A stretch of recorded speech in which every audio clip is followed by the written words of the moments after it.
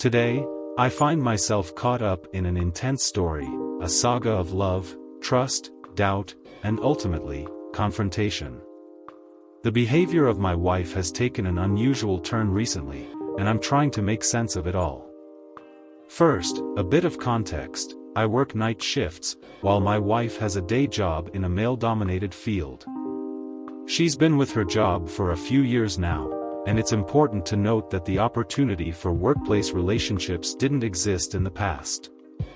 We're both in our 40s and have been together since we were 17 years old.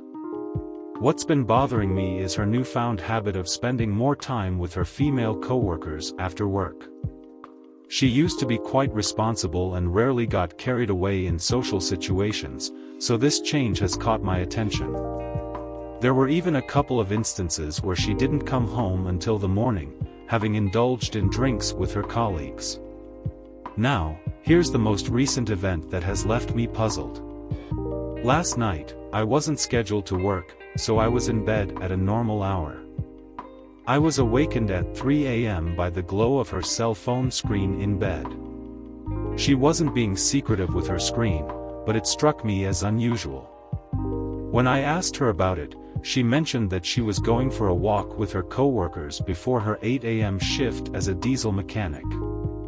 What puzzled me further was that she seemed more cleaned up than expected for a simple walk or work. She left the house at around 4 a.m., indicating that she would likely be at her friend's place by 4:30 a.m. These recent events have left me feeling concerned and confused. I'm not one to jump to conclusions, but I believe it's time for an open and honest conversation with my wife to understand what's going on. Our relationship has always thrived on communication, and I hope we can address any issues together. The dark, drizzly, and chilly Arizona weather certainly adds another layer of intrigue to the situation. I found it peculiar when I texted her around 5 a.m. to request the truck for a trip to the dump, and she didn't respond promptly. It was especially odd since our communication had generally been reliable. About 15 minutes later, I decided to call her to check on the truck's availability. She told me that they were still out on their walk but suggested I come to her workplace once she arrived to get it. While that might seem like a good opportunity to see her, the thought did cross my mind that her hair being damp could indicate she had taken a second shower. It's essential to remember that people have different habits and reasons for their actions, and it's easy to misinterpret situations, especially when our minds are racing with questions. Given my own admission that my brain works differently when it comes to social cues, I do wonder if I might be overthinking this. Nonetheless, it's still essential to address any concerns and seek clarity through open communication. I'm truly sorry for the situation I found myself in. After noticing the strange behavior and feeling a growing sense of doubt, I decided to confront my wife by asking to see her phone. To avoid any misinterpretations or accusations, I also handed her my own phone along with the password, making it clear that I had nothing to hide. As I went through her messages, I couldn't help but notice that the one conversation I was most interested in was conveniently missing. This raised more concerns.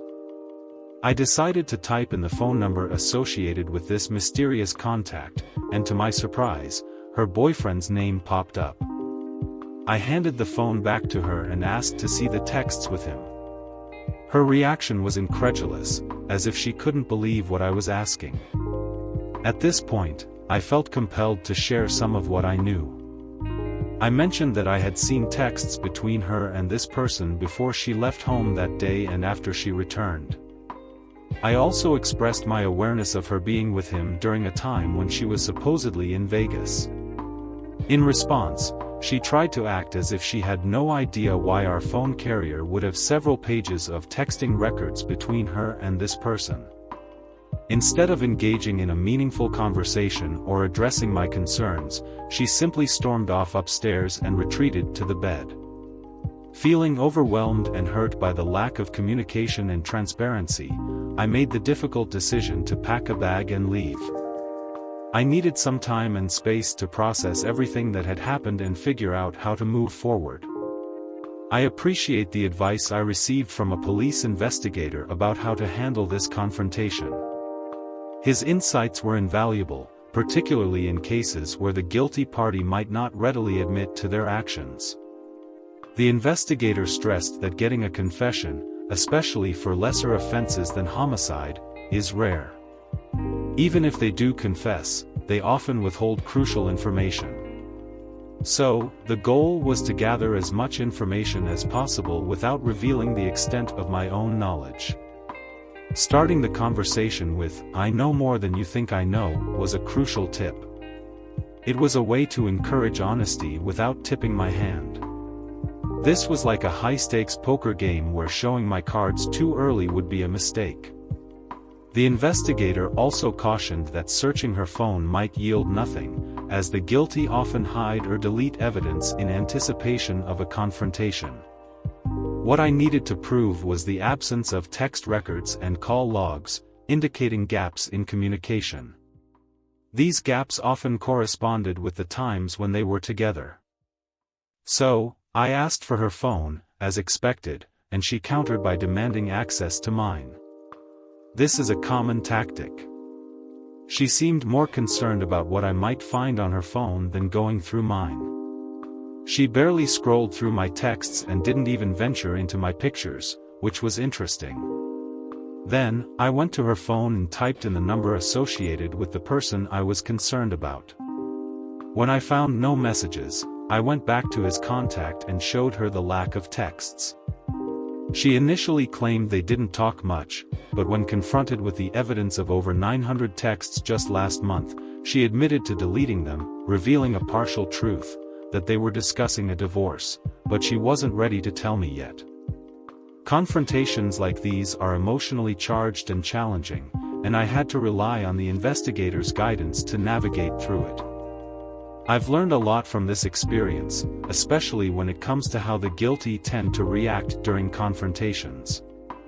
It's true, they often fear discovery and try to dodge and deflect.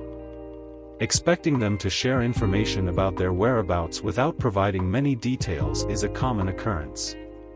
One thing that struck me is how they already anticipate the confrontation, which leads them to plan their responses carefully. They might try to put themselves in the shoes of an innocent person, thinking about how someone without guilt would handle the situation. This includes even light attention-seeking behaviors to divert the focus.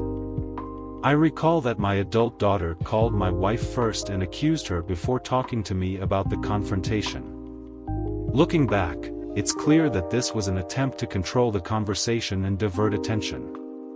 I should have probed further into why our daughter had those suspicions and asked for specific details. An innocent person, in contrast, would welcome the opportunity to provide unsolicited explanations in detail because they have a clean conscience.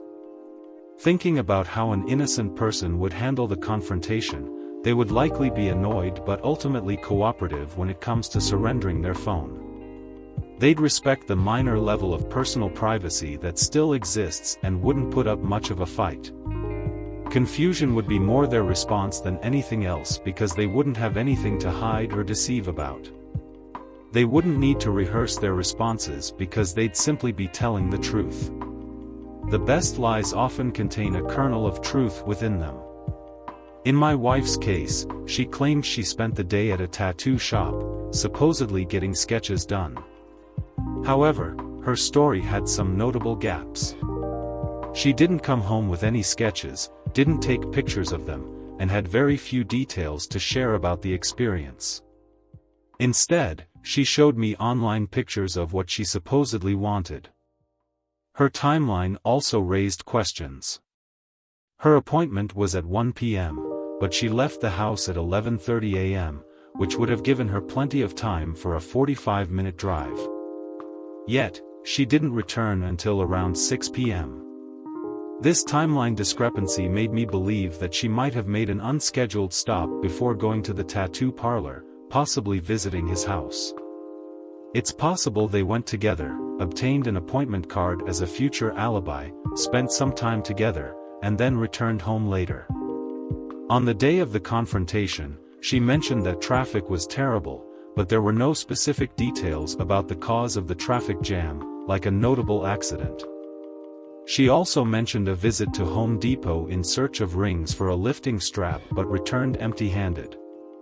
These errands seemed vague and left me with more questions. It's clear that the investigator's guidance has been invaluable in understanding these nuances of behavior during a confrontation. While I can't recall all the details he shared, I'm doing my best to piece together the puzzle and find the truth. I've been trying my best to navigate this incredibly complex situation. It's clear to me that my anger issues played a significant role in driving her away, and I've been actively working on addressing them. While she hasn't openly admitted to the affair, I've chosen to forgive, recognizing my own role in this mess. Recently, she mentioned that there's no hope for us to reconcile, and she proposed the idea of cohabitating for the sake of the kids. At first, I held on to the hope that maybe, just maybe, we could find a way to rebuild what was broken. But I couldn't shake the feeling that this cohabitation offer might be more of a compromise out of fear rather than a genuine attempt at reconciliation. In response, I offered her a divorce, believing that if that's what she truly wanted, it would be better for both of us to move on. Strangely, she hasn't mentioned it since, and I wondered if maybe this meant she wasn't entirely sure about the direction she wanted to take. Perhaps there was a glimmer of hope or a shift in her feelings. We even had a dinner outing with the kids recently, and during that time, she seemed pleasant and conversational, even looking at me while talking. I allowed myself to believe that maybe the ice around her heart was beginning to melt. However, on the way home, she took a subtle jab at me, a reminder that her love for me had eroded. This morning, she was gone, and I knew where she had gone, unbeknownst to her. I had learned of his whereabouts and had previously taken photos of her truck near his place. For some reason, I felt compelled to gauge her emotions, so I went there. Her truck was parked nearby, and I was fairly certain she was inside. I decided to text her about household supplies just to see if she would respond. After a while, I saw his truck leaving, followed by her truck backing out and leaving with him. Curiosity got the better of me, and I went to her door, hoping for some answers. No one answered the doorbell, so I texted her about an email. She claimed she hadn't seen it, so I explained what it was about. She said we'd talk when she got back and mentioned she was at Costco. This roller coaster of emotions and uncertainty has been incredibly taxing, and I'm trying to navigate it as best I can. The situation is complicated, and I'm not sure what the future holds, but I'm determined to find some clarity and resolution. I told her that I didn't believe her, estimating that she was only about 45 minutes away, and she responded with a picture of the Costco building, trying to paint a cover story. It was clear that she was fabricating an excuse. I insisted that she send a picture of her truck if she wanted me to believe her. She replied that she honestly didn't care. In response, I sent a message acknowledging her intentions, saying that I knew she might be trying to spare me from more pain or perhaps fearing my reaction. I also apologized for my past behavior, recognizing that my anger hadn't made things any easier. I emphasized that, at this point, the lies hurt more than the truth. She sent me a selfie of herself inside Costco, but I haven't responded yet. It's a situation that's leaving me feeling deeply conflicted. On one hand, I've walked out on her and the kids in the past, and I don't want to repeat that pattern. On the other hand, I'm reaching a point where I feel ready to move on, but staying would mean living with someone I still love who is either protecting me from the truth or afraid of how I'll react. None of this feels healthy, and I'm searching for a way to find resolution and clarity in this complex situation. After my therapist convinced me not to make any hasty decisions while my emotions were running high, I decided to take his advice and wait. The wife and I are cohabitating for the sake of the kids. Call me a sap, but I couldn't bear the thought of leaving them without a stable home. It's been incredibly frustrating to know that she's out with this other guy while I'm essentially paying for a roof over her head. She even has a separate group chat with the kids, where she tells them stories about her late-night escapades, like going out for drinks at 4 a.m. when she has to be at work soon. My youngest, who's high-functioning autistic, often fact-checks her stories, like when the bars are open, and catches her in lies. She can lie to me all she wants, but it's starting to affect our kids, and that's not okay. Luckily, after a few good nights of sleep, I've stopped losing sleep over her actions. I had that lawyer consultation, and it shed some light on my options. According to the lawyer, with equal time for the kids, child support would only be around $40 a month. The issue of the family home came up, and she doesn't want to sell it. She can't buy me out, nor can she afford it on her own. The lawyer advised that if I want to sell the house, it will be sold. I'm starting to realize I might have some leverage here. I've saved up more than her, and some of my investments, like the 401k in company stock, are still in uncertainty. The lawyer suggested that using the house as leverage could protect those assets. I could agree to continue paying half of the house expenses until the kids are grown in 5 years, and in return, negotiate for half of the future equity. Essentially, it could become a real estate transaction, protecting my savings. On a personal note, I tried to reconcile with my wife recently, attempting the so-called pick-me dance. It's been a roller coaster of emotions and decisions, and I'm trying to make the best choices for myself and the kids amidst all this turmoil. About 2 weeks ago, I reached a breaking point. I came home from work unable to function, hoping against hope that her truck wouldn't be there. I prayed that God would somehow put a little love in her heart for me, even though I knew deep down that our relationship had soured. I tried to talk to her, but it didn't work. I felt utterly pathetic and lost. It felt like God wasn't answering my prayers. Fast forward to last Sunday. I had nowhere to go, so I decided to make myself scarce at home, allowing her to see the kids without me around. She bought them pizza before leaving again, leaving me sitting in my car, reading random stuff online. I don't know why, but I downloaded Tinder. I wasn't looking for a hookup, I was just aimlessly scrolling through profiles, swiping left on nearly everything. I talked to a few people, but nothing really clicked. Then, after work the next morning, I stumbled upon a profile and decided to swipe right, not really knowing why. To my surprise, it was an instant match. She messaged me with a simple, "Hello handsome." It couldn't have come at a better time. Her kindness and interest in me, even from a distance, meant the world. We started talking, and things seemed to be going well. We eventually set up a date for Tuesday night. We had a couple of drinks and enjoyed each other's company. I felt compelled to be honest with her about my situation because I didn't want to start anything on a false note. She, too, had been through her own share of hardships, including infidelity and divorce. It felt good to connect with someone who understood my pain. As the evening came to an end, I walked her to her car, and we shared a kiss.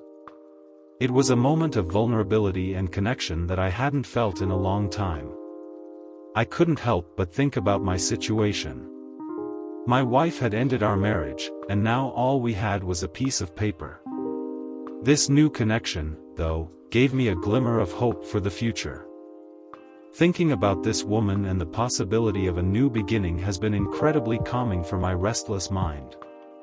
Maybe it's not about God answering my prayers in the way I expected, but rather, it's about Him sending someone to show me that I can be valued and appreciated by someone else. My hope for a brighter future has been rekindled.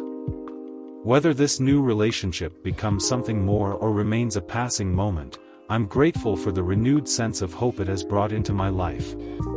I'm grateful for the understanding and support I've received during this challenging time.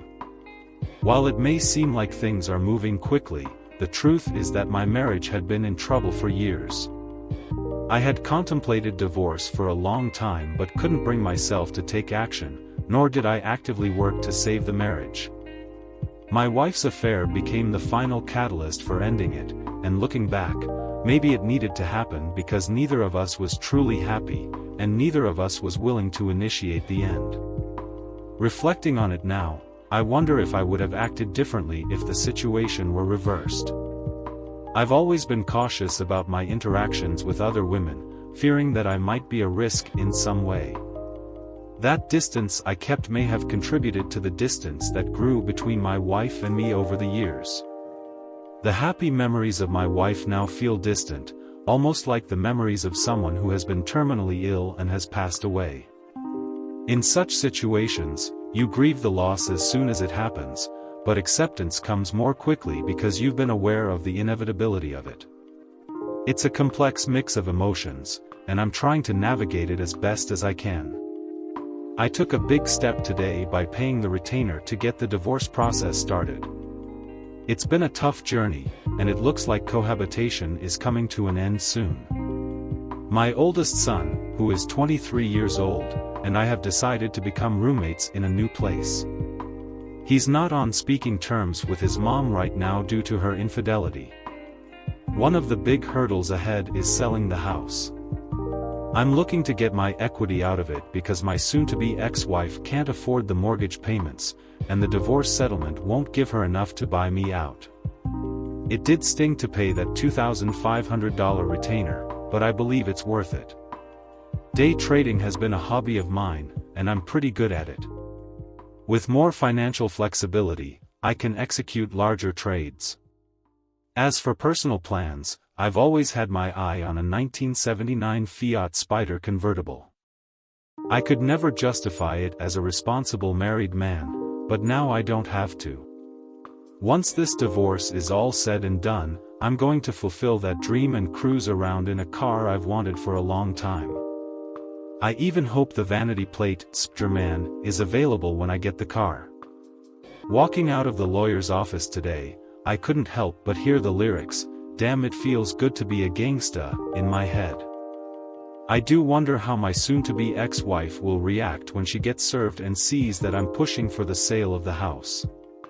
It's ironic because if we do sell, we would both have enough money to get our own homes, and she could move in with her partner while I can pursue my own path. My wife has been trying to reach out to me with casual texts, but I've been mostly ignoring or gray-rocking her attempts. She mentioned that Home Depot has evaporative coolers in stock, and we had talked about getting one during the winter when they're on sale. She also asked when I was coming home, but we're currently cohabitating in separate rooms, and our interactions are minimal. Recently, she texted me to let me know that she's planning to turn in her 2019 Ram truck with a $730 payment. This decision means that our oldest child will no longer be able to use the old paid-off car with 220,000 miles on it. I have to admit that it feels somewhat satisfying to see her having to make sacrifices for her actions. I had a long talk with my sister about the situation, and she shared some interesting insights. According to her, the man my wife is with has had 4 failed marriages and seems to have a pattern of using up women's resources before moving on. While it might be hard to believe, my sister thinks that this man could motivate my wife to settle the divorce quickly. I also mentioned to my sister that I hope my wife and this man don't break up until after I have the divorce papers in hand and have moved on. I'm working on a plan, and their relationship status could impact the divorce proceedings. Regarding the house and finances, my wife's plan to return the truck is related to her intention to refinance the house. It seems that she can't afford a cash-out refinance to pay off the truck while still meeting the new loan requirements. This aligns with my plan, as I intended to move out and didn't want to continue paying half of the bills while she pursued her own interests. I've told her that my plan was for her to keep the house, but I need it to be bought out. I have other liquid assets, and I've made it clear that she would need to relinquish any claim to those assets in order to buy me out. Even though she might still come up short financially, the amount, while significant, is relatively trivial to me, as I see it as a potential cost for a quick exit from this situation. I want to get this hammered out while I'm still in agreement with her. Time and distance have a way of making people less inclined to appreciate equitable splits. She wasn't very happy about not receiving any portion of the liquid assets, but I assured her that she would have 100% ownership of the home and could do as she pleases with it.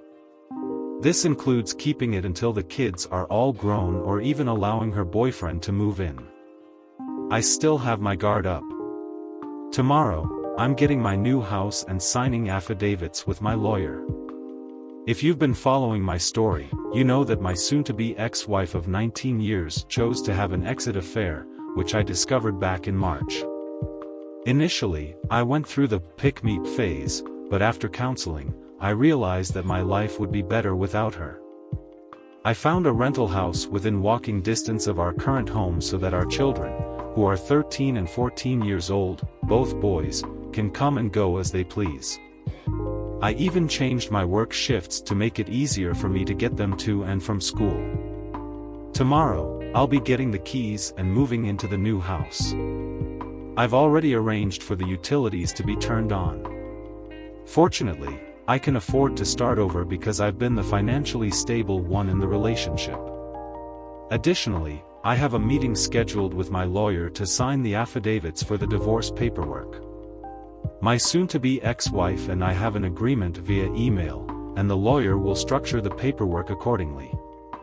Hopefully, we'll have everything signed, and we'll just have to wait out the mandatory waiting period.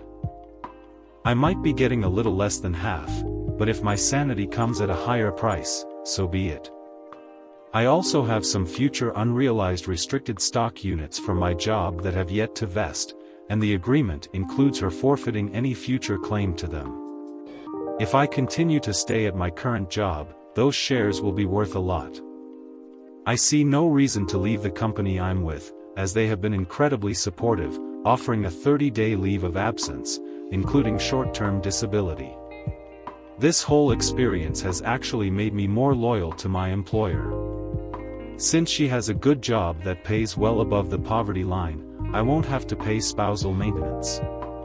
Additionally, with equal time spent with the children and being the one responsible for covering their health, dental, and vision insurance, I only have to pay $42 a month for child support, and we're currently negotiating to reduce that even further. I believe that in 5 years, when the children are fully grown, I'll have saved enough money to possibly retire abroad at the age of 47, instead of working here in the US until I'm 70. As a married man, I felt financially trapped, always spending money on large houses and other material possessions that I didn't truly desire. You could say that living on the other side of the planet from her would be a fringe benefit in itself. As far as relationships go, she broke my heart, but she isn't taking that heart from me. I believe there's a girl out there somewhere whom I will entrust it to, even if it means being vulnerable again. Love and hope are the greatest things, and you should never let a cheating spouse take those things away from you. Around here, though, we don't dwell on the past for very long. We keep moving forward, opening up new doors, and pursuing new opportunities. Curiosity continues to lead us down new paths. I'm crossing things off my bucket list and getting ready to travel abroad in just a few hours. I've taken the entire month of July off from work, and I'm heading to Thailand. I believe that a key aspect of being single again is rediscovering the part of yourself that you may have neglected. Right now, I'm actively adding to my list of life experiences. When my soon-to-be ex-wife texts me, I respond on my own terms, sometimes not for days. The divorce is still in the process of being worked out, with the financials and assets all sorted. We just need to finalize the custody and child support arrangements. My lawyer advised against her proposal, which he found ridiculous and unlikely to be entertained by any judge. So, instead of amending it, we're starting with our own proposal, which begins with the idea that the kids are old enough to decide for themselves. Plus, I've got a house within walking distance of hers. Interestingly, she moved her new partner in right after I moved out, but it doesn't faze me. In fact, it's almost comical how cliché it all seems. As for the upcoming trip, there is indeed a girl involved. She's aware of my circumstances, and we talk online all the time. When I lose sleep at night, it's not because of a cheater who did me wrong, it's because of the 14-hour time difference between myself and this Thai girl.